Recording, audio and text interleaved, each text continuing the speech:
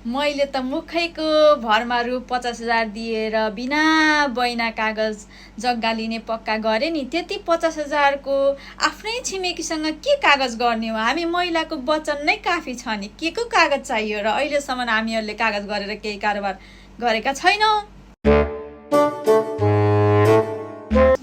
तेरी अदालत वचनले होइन कागजले चल्छ। मुलुकी देवानी संहिता 2074 को दफा 476 अनुसार कसैले पनि कानुन बमोजिम लिखत नगरी लेनदेन कारोबार गर्नु हुँदैन।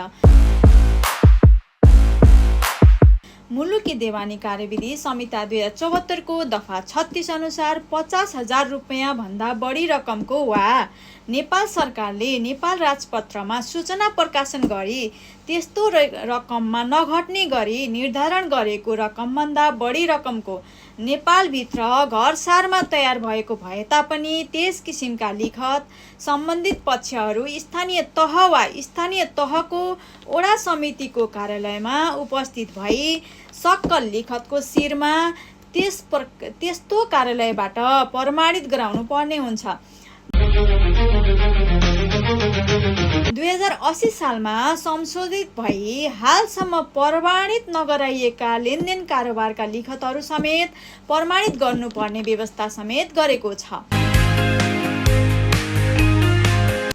सर्वोच्चको नजिरहरूले स्पष्ट पारेको छन् कि मौखिक कुरालाई मुखको भरमा गरिएका कुराहरूलाई अदालतले प्रमाणको रूपमा लिँदैन। यसरी मुखको भरमा कारोबार गर्दा भोलि उनीहरूले पैसा तिरेनन् भने तिमी सडकमा आउनुपर्ने हुन्छ, ख्याल गर है बेलैमा। त्यसैले साथीहरू, कानुनको अज्ञानता क्षम्य हुँदैन।